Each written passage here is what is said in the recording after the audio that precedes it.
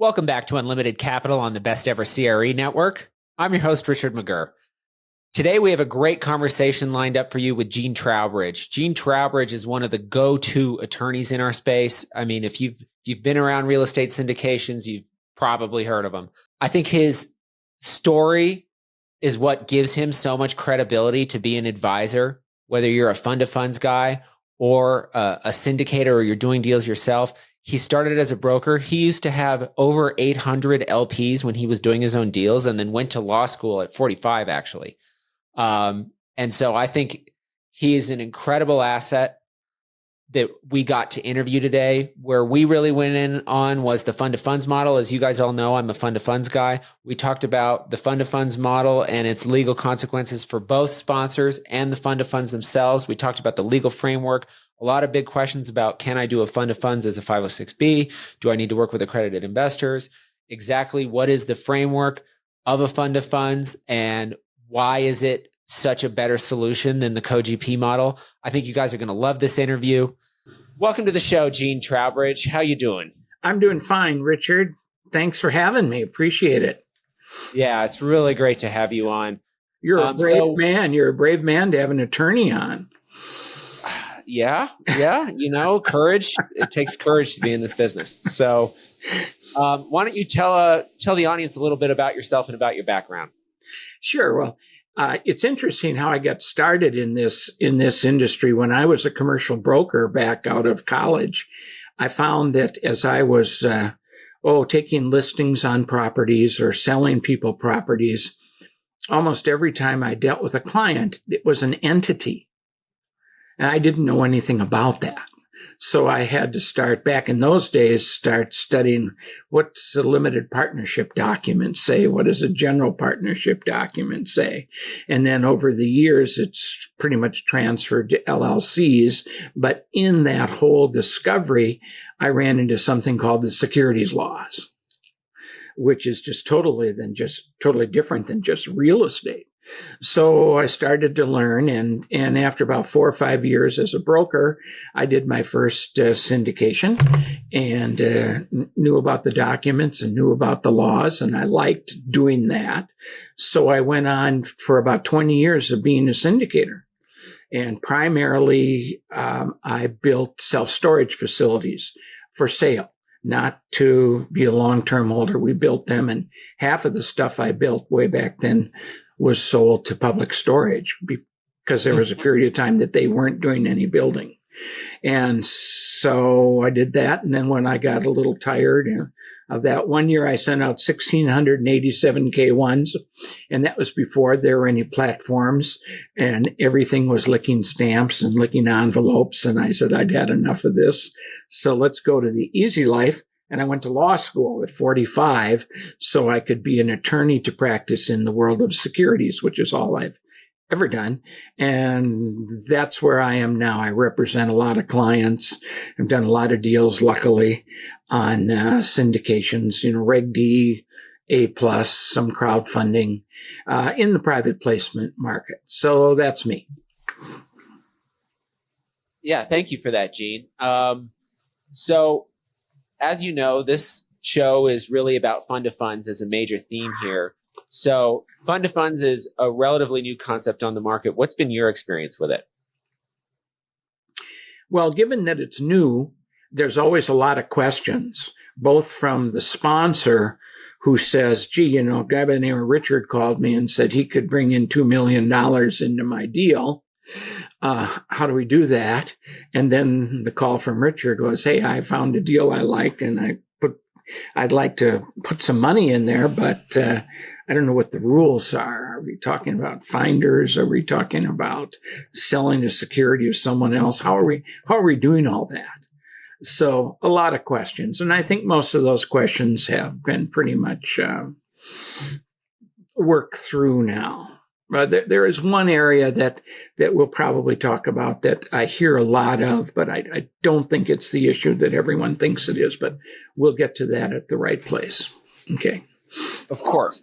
So I think that fund of funds, or my view of it, is that they are, this is almost the wrong term, but I was going to say a legal innovation that solves a very old problem in, real estate and capital raising, which is how can someone be compensated, for lack of a better word, for raising capital?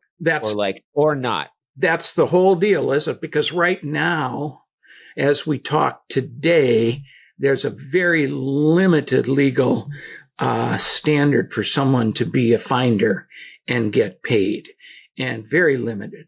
And in fact, I was just on an SEC panel discussion on Tuesday of this week, where they were talking about, do we need to change the finder's definition? When President Trump was in his first term, he made a proposal to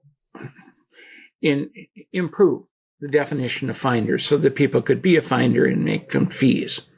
And that got voted down pretty strongly.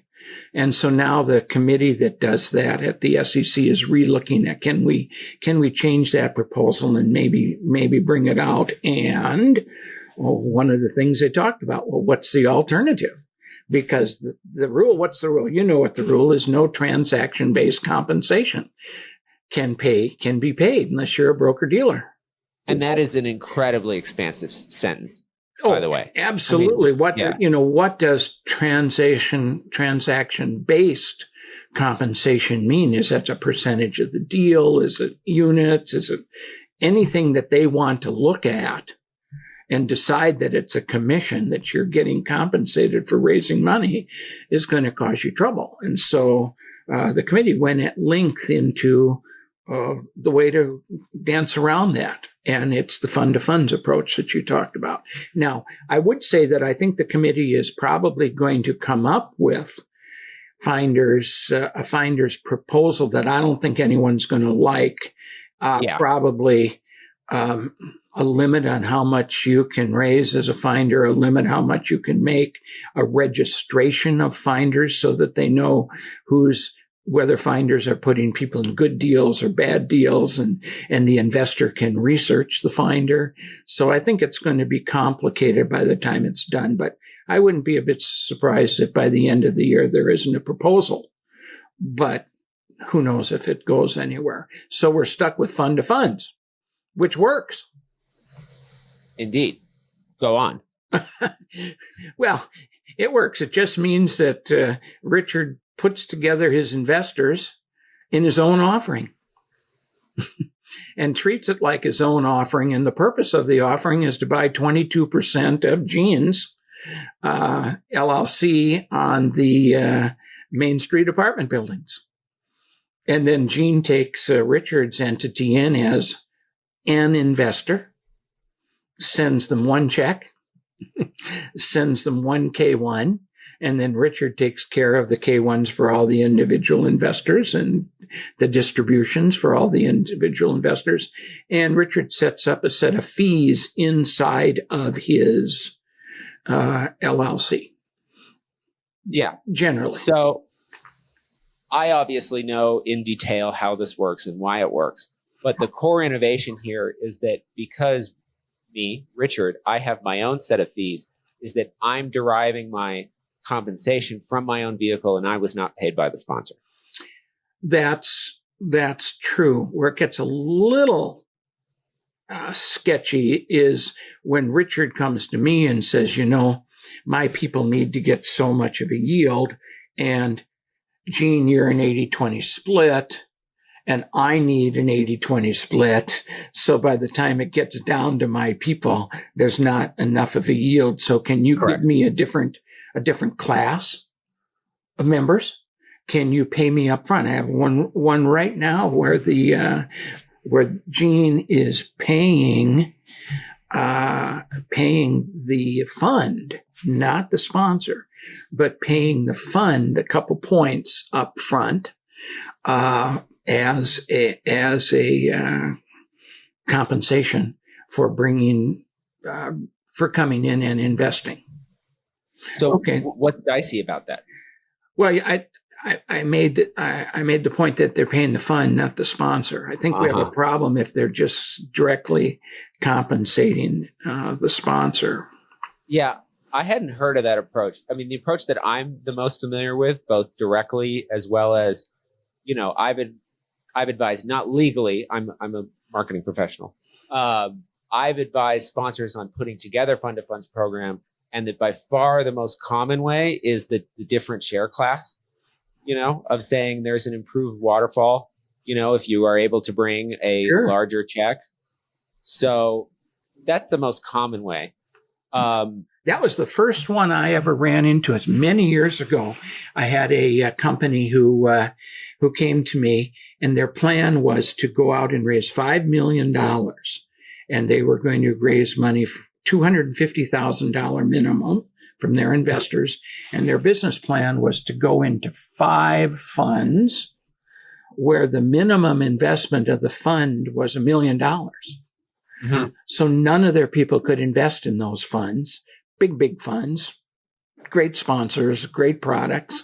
And so they wanted to end up the year with 5 $1 million investments in various funds. I thought, God, that's a great idea. And they did that for about 10 years until they retired, and every fund worked, and it was just fine. So, and the problem is, if you come to me, Richard, and I'm in the middle of money raising, and you say, I want to bring in my $1 million to you, what do I have to change my documents? Don't you find, Richard, that it's better if the person who wants to bring the fund in finds a sponsor ahead of time, so they can set it up that way? And it's easy to make a higher class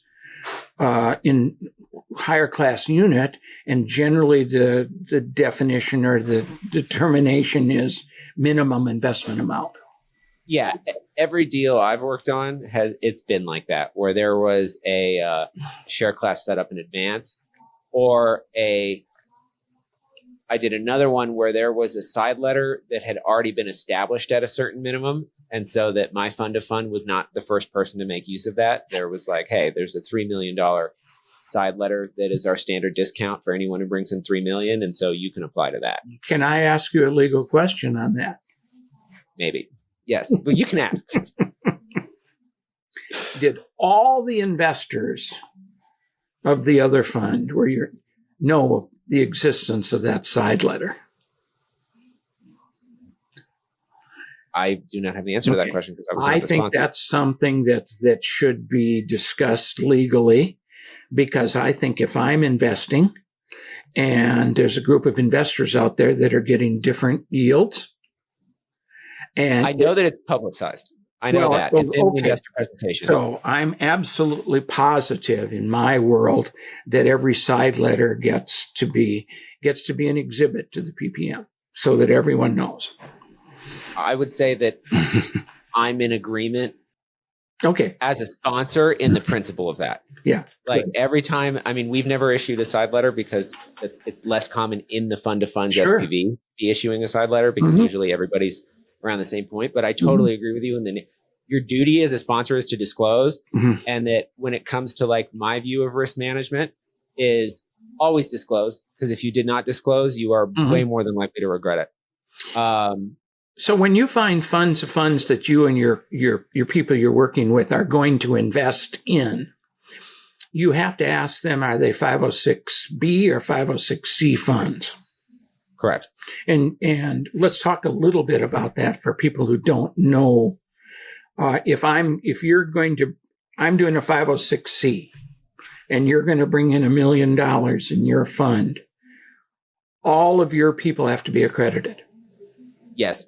And so you have to say to me, I've gone through the process of doing the third-party verification of all my people. I don't need to know. I just need to know that you have. Maybe a somewhat of an anal sponsor will want the proof of that, but I don't really need to know, as long as what you're saying. Now, if it's 506B, we got another problem. Yeah. All of your people are going to be counted toward my 35 investor limit. Well, and there's a look through, right? Hypothetically, because my understanding of the situation, and correct me if I'm wrong, is that basically if you are making use of the fund of fund structure both entities have to be 506C, and that it's largely incompatible with 506B because you have the look-through provision where if I'm the fund of fund, so we have Richard and Gene. We've been using this example. I think it's very useful. Richard, the fund of fund manager, Gene, the lead sponsor. I can't put, or I've been told that if Gene's offering is 506C, I can't put together a 506B because it means that there is an ultimate owner for Gene that is not accredited. Or I guess it could be a 506B, but they'd have to all be accredited. And so I don't know why you do that. No, it still has to be 506C because you have third-party verification. Yeah. Oh, yeah, you're right because of that standard. And then it's also likewise, you can't have a 506B and a 506B, or at least you shouldn't, because Gene has to have a relationship with all the investors, with my investors. Yeah. And I think how's that going to happen? I think I see that where the people have taken, maybe it isn't a legal position, but they've taken a business position that if Richard has the relationship and brings his investors in, that's good enough. I'm not sure that's good enough, but I know people, God knows, Richard, I know people who don't file their Form Ds. Yeah. Okay. So you make a business decision, but I think it's almost impossible to mix and match there. So first of all, I guess that's a question I ask. How difficult, because I'm not in this part of the business, how difficult is it for the Richards in the world to go out and find 506C offerings from sponsors before they bring their offering out and convince them that you're going to be a player in their offering? How difficult is that? So to rephrase the question, you're saying how hard is it to get 506C investors? No, how hard is it to get Gene Trowbridge, who's going to do 506 offerings, to want to pay attention to Richard, who says, I'm going to put together a fund and I'm going to come, Gene, and invest in your deal. You need to find me ahead of time, right? Yeah, absolutely. I think it's actually, I'll put it this way. So I always say on this show, there's deal guys and then there's capital guys. Very rarely are people in the middle.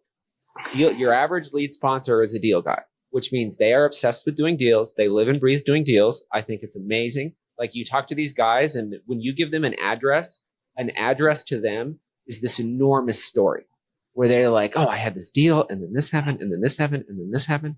And then by and large, a deal guy just needs LPs to do his own deals. Like, that's where he puts LP capital in his brain, is he's like, I just need this, but my life is deals. I live and breathe deals, and I need a capital guy. And so all of them want to be able to make use of a guy like Richard who can bring capital, And so generally speaking, I mean, of course, if you're like the very large, like enormous sponsors, they don't have this problem, but I'm talking by and large, like the mid-market or the emerging managers, like they are the ones who are cheering about, a new definition of finder, because they're like, I really need this. And so usually those guys, when I tell them about fund of funds, like I was at a family friend's wedding this weekend. It's a big real estate family. It's actually one of the reasons I got into real estate was I saw this family. And when I told the guy about what fund of funds enables, is I was like, what if you could work with a guy and you don't have to put him on your GP because that's fraught with peril? I would say that's worth a follow-up conversation, or a follow-up later of like why this is superior to the co-GP model. And I was like, you just have to give me a different share class. Usually it's about 20 points on a waterfall enables me to insert my SPV. And that if I don't produce, we walk away and everybody's hands are clean. And if I do really well, you don't even have to think about it. Like, I'm just an LP in your fund, and then I can bring $500,000, $1 million, $3 million. I'm really happy. And that you are not engaging in, or per my understanding is you are not engaging in broker dealer or transaction-based compensation, everything else. And that when I explain that innovation to a deal guy, they're just like, this is the greatest thing in the world. That's been my experience. Sure, but you have to find the guy. And once you find one, I would imagine, and you perform, Yeah. It'll be easy on the next deal as long as as long as Gene is a prolific syndicator. There'll be another deal. But I would think going out and finding them, and you can't go to Instagram and Facebook and find someone who's got an offering because it's too late, right? You've got to go out there ahead of time. So that's your challenge. That's where you're doing your prospecting. Who do you know that's doing deals? Yeah. Sure. Sorry. So I'll answer that part of the question. Okay. Yeah, we spent probably 6 or 7 months doing our research on our initial set of sponsors before we launched our first SPV. Good. And that our choice, and this isn't for everybody, but our benchmarks were 100 million AUM, haven't lost money. Everyone we worked with initially was from our part of town, Denver. Like, we're Denver guys, and we have a large footprint in Denver. And so we were able to diligence them through our networks. And that everybody's like, okay, there's a guy, Adam, we work with. Everybody's like, talk to the brokers we know, and they're like, Adam is a killer. He's got, he's so good at site selection, great reputation. So yeah, that was our process. And I would say we established filters, and I'm sorry, I come from a software background. And so when I say filters, that is a very specific meaning, which is like go, no go, hard criteria on who we were choosing to work with. And then we made the decision to we work with a very small group of sponsors on repeat. Sure. We do not. And the reason we do that is, one, we get to build a relationship. And the more important part is that our investors build a relationship with this person, and that we're not re-explaining who's this new guy, Joe, or new guy, Gene, I should say. And he's the greatest thing since sliced bread. And, he's a really great operator. It's much easier from our point of view to just like keep pushing deals from the same sponsors, because we obviously have a trust building process and a brand building process that we have to perform on behalf of the sponsor to our audience, of saying like, why are you investing in this guy? Because one thing that I've heard other fund-of-fund sponsors, I've heard of this, and I vociferously disagree with. We are extraordinarily transparent about what the structure is to our investors. We have an SPV and you are ultimately investing in this guy. We are absolutely transparent about that. But that means that, like I said, we have to build up and recreate the case for our investors of why this guy is a good operator and why you should invest in his deals. And this is his strategy, and educating our investors on the strategy. So for us, we work with a small group of sponsors over and over again. And that like I said, that is just dramatically more efficient for us, and also de-risk. Like, because like you said, every time I work with a new guy, I'm taking a huge amount of risk. One of the things that we deal with in that area, when I draft the document for Richard, one of my exhibits is, well, I shouldn't say me, because now I'm wearing two hats. When I'm playing attorney and I draft the document for Richard, one of the exhibits I require Richard to put in his document is the offering documents of Gene. Yeah, I do the same thing. The whole thing goes in there. Their PPM, their operating, because yes, people are investing in your fund, but they need to know, what are they investing in? And so that's what I do. And my offering documents always have, whether it's a specified offering or whatever, there's always an exhibit that talks about the property, because I don't want all those facts and figures and numbers scattered through the PPM in case something changes. I want a standalone exhibit so that when you're out talking to people to see if they're interested, you can use that as a marketing piece, whether you're doing a 506B, because you're talking to friends and family, so you can market it ahead of time to them, or it's 506C, you've got something to give to people who don't know you. And I think, you've got to, in Richard, when you're raising money from people who are going to invest in Gene, the sponsor's deal, you probably need to tell them a little bit about Gene, the sponsor's track record. Yeah. So I think you need all that. Here's a deal we're doing right now. We're doing an offering where the offering is never going to take any money from investors. Okay. It's actually a member managed LLC. And the member is what I'm going to call the manager. But in this case, it's the member. And then they've gone out and they've just completed their first raise into someone's fund. There's an operating agreement. You put together an operating agreement that all your people come into. It's not the offering, but it's the offering agreement for the specific property. You give them the certification or the articles. You give them an operating agreement that they sign because they're investing in just that fund. And maybe you have some marketing material you'd like to say about the sponsor based on your due diligence, and then the complete offering of the sponsor. And this particular offering is a $25 million offering. Mm-hmm. With the first fund, they raised $2.5 million. So when it's all said and done, they will have a number of funds in this one offering. And the member of that offering is also the manager of each of the individual funds. We just have one entity. It's a single member. And that doesn't, we're arguing right now about whether we even need a tax ID number because it never takes any money. It's never going to file on a tax return. But we're in a problem. We're in a discussion now between SEC rules and accounting rules. Yeah. Where does the Form D get filed?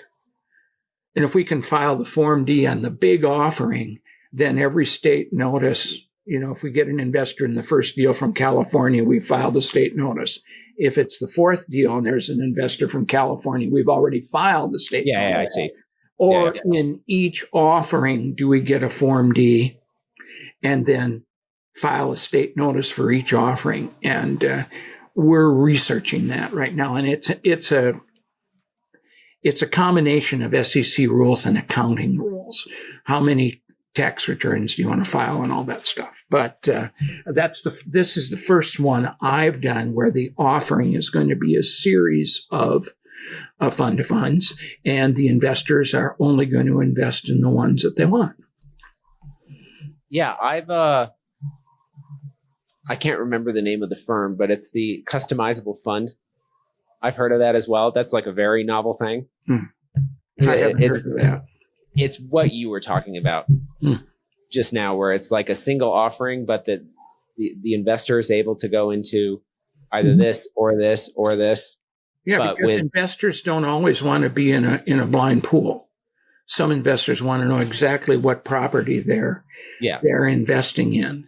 Yeah, and that gets to be trouble when we're not talking fund to funds. But you go out and you buy 3 properties from a seller who's selling all 3 properties, and they're all going to have individual loans, and you're going to say, okay, investors, you're going to invest in my offering, and we're going to own these 3 properties and 3 SPEs. And someone says, well, I don't like the second property.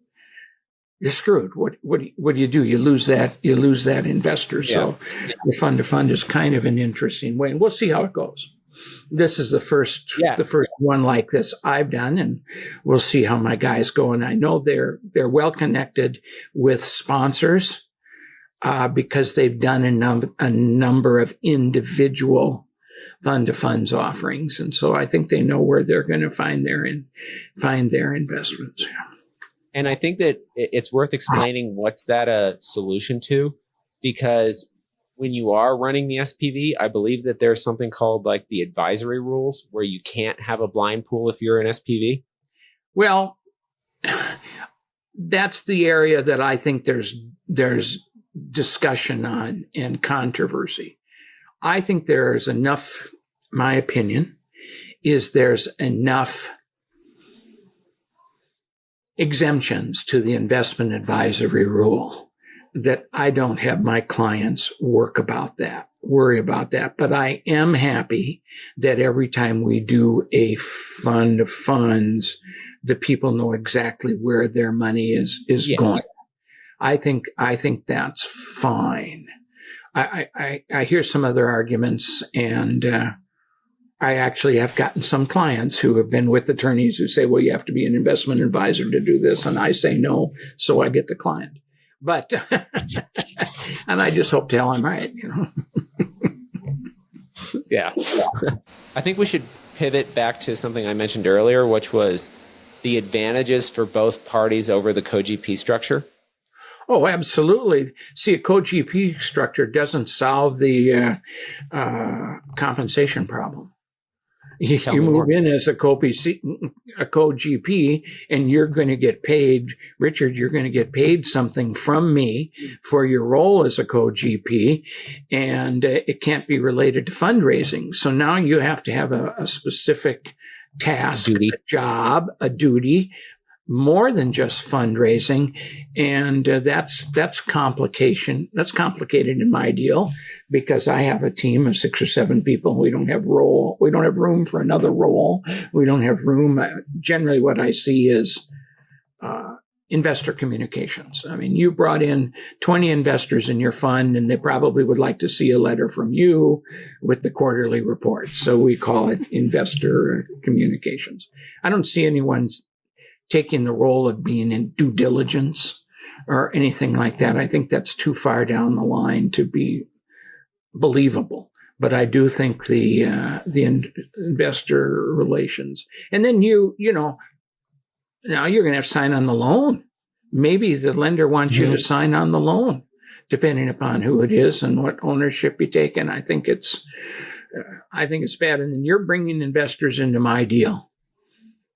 First of all, you're losing control of your investors. Thank you very much. Thank you very much. They're in my database. And so you'll never see their money again. So I think and I don't like that role at all. I think the fund of funds does it. But I think we usually get through that argument by saying, well, Richard, the best way you can get paid is to do a fund of funds approach, not the co-GP approach. Well, and on the sponsor, I think another big risk is that it's not like you can say or it's really hard to say, I should say, well, if you bring $1 million to the deal, you get this. If you bring $3 million to the deal, you get this. Because then you're back to the transaction-based compensation. Right. And it makes it so that what I've heard happen is they did a co-GP deal with someone whose job it was to bring investors. And the understanding was they were going to bring $3 million, and they brought $300,000 instead. Problem being, the GP docs were already drawn. Mm-hmm. And then the way that this person explained it is he's like, I saw this guy at Best Ever Conference and he gave me a huge hug. And I was like, get off of me. I hate you. And I was like, of course he likes you. Like, he's really happy with you. Mm-hmm. So I think that's and another thing, we should just go back to this discussion of finders. One of the things that the SEC committee that was talking about it doesn't want is a company that's a finder. They don't want a company out there with 10 people trying to find investors to be finders. And so this company is a huge conglomerate as a finder for all these people. They don't want that.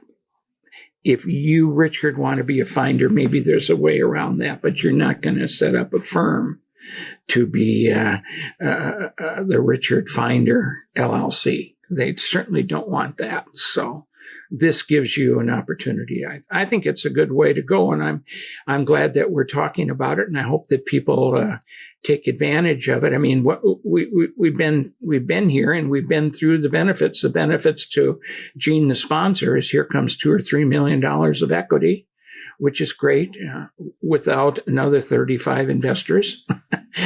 That's easy for me to manage, and I love the money.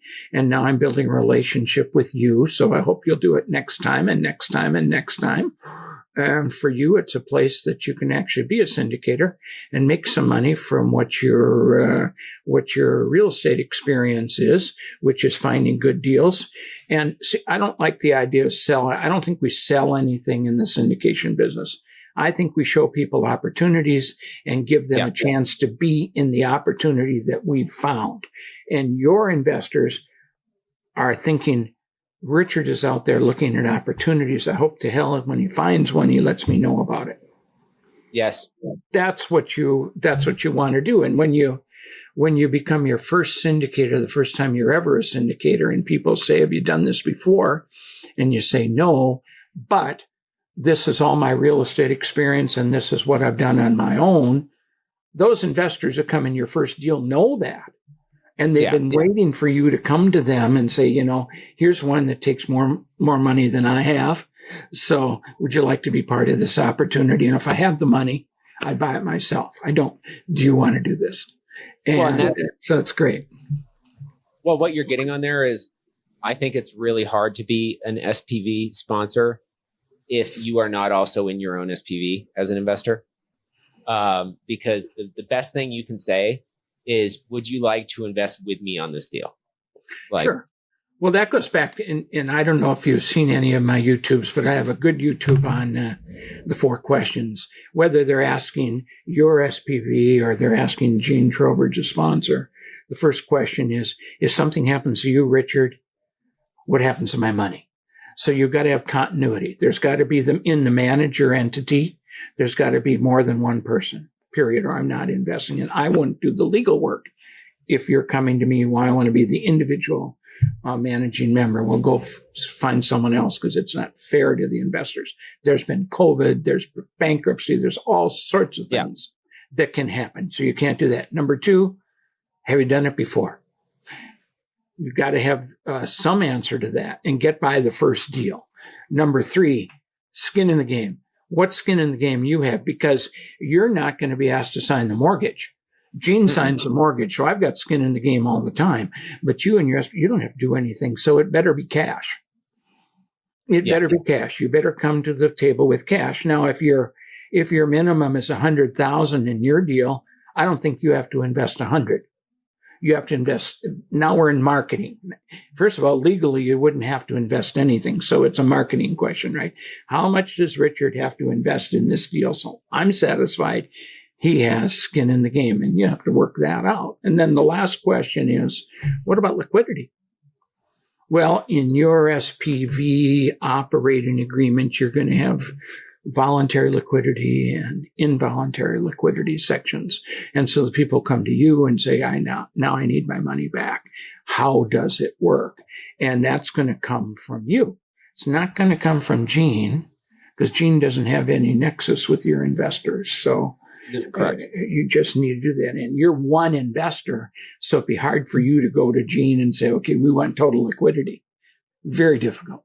So they're going to have to get liquidity from you. Yeah, my docs say there is no liquidity until the project exits. Well, I think you could probably expand that and say there's liquidity if you can find someone in the company to buy you out. Oh, I mean, it just says, for the purposes of this, these securities are illiquid and non-transferable. Of course, there are ways, but our guidance to investors is, if liquidity is a massive concern for you, that this is not a good investment for you. And saying that, doing them a favor. I could help you on that and let you free up a little of that, I think, if you ever did. But that's okay. We'll talk about that after the interview. I think a good question to head to now, because you've advised both sides of the table here, is, what do you think, if you were Gene the sponsor and Gene the attorney, and you were Gene the attorney advising Gene the sponsor, what should their checklist be for deciding if they want to work with, let's say, an individual, not fund-to-fund managers in general, but how can they vet a fund-to-fund manager? Because there is risk there, because this person is like taking your brand out there, for better or worse. Like, even if they're separate. I don't really know, because I don't really get into that arena with my clients if they decide to do. In fact, half the time I don't even know that they've decided to work with a fund-to-fund sponsor to bring money in. But I would certainly want to know the track record of Richard. Okay, Richard, you invested, your fund-to-fund approach has invested in 6 or 7 deals. How'd they do? How are you doing with your investors and your communication, and are they happy? And how are the deals that you've done due diligence on? Are they turning out to be good or bad? Because if they're bad, it's going to follow into my Yeah, exactly. my deal. So, but other than that, Richard, I really don't have a question for that. You probably have an answer for that. Well, I mean, I think that we kind of hit on the overall theme where I'm just trying to caution a sponsor that this person is now your brand representative. Absolutely. Even if they're not in your co-GP, they're your brand representative. And they could also maybe get you sued, by them going and being a bad actor, because the lawyers are going to follow the money all the way down and come back to you. That's what I think is wrong about some of the groups that you see out there, and they say, well, you just need to do one deal and then you can do all these sub deals under it. Yeah, one sub deal goes bad, the whole pyramid collapses. I think you have to be very, very, very, very careful of that. Okay. So let's wrap this up. What are you going to ask me? I don't have a favorite book. I don't have any of that stuff. So don't ask me those questions. Well, I would just say, how can the audience find more? But like, if they want to, everybody wants more Gene. I want more Gene. How do we get more Gene? Where can we find it? At our website, you can book a free, just like everyone else. You can book a free consultation with me, and it's the website's simple. It's Gene at TNLLP. That's our firm, and there are 3 attorneys in the firm. There's 7 of us in the firm. We all work virtually, but you can go right to the website and get a consultation with me. You can see the stuff that we have at the website, a very active YouTube educational approach. My business for all my life, and I've been in business, as you can tell, for a while, is education-based marketing. I educate people, and that turns into a marketing. I'm a perfect person to mentor a first-time syndicator. I really built my business on that. My biggest claim to fame is I have one company that's done 164 offerings with me. Whoa. Since I put my practice, my legal practice together. I did the first one.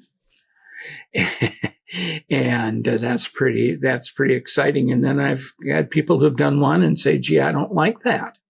And there's a lot to it. A lot of real estate brokers come to me and say, oh, I want to syndicate now.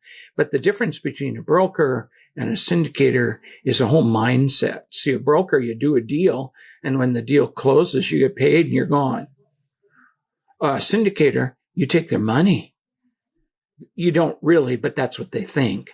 So when I was sent out 1,687 K1s, I didn't have that many investors. I had about 850 investors who invested in more than one deal.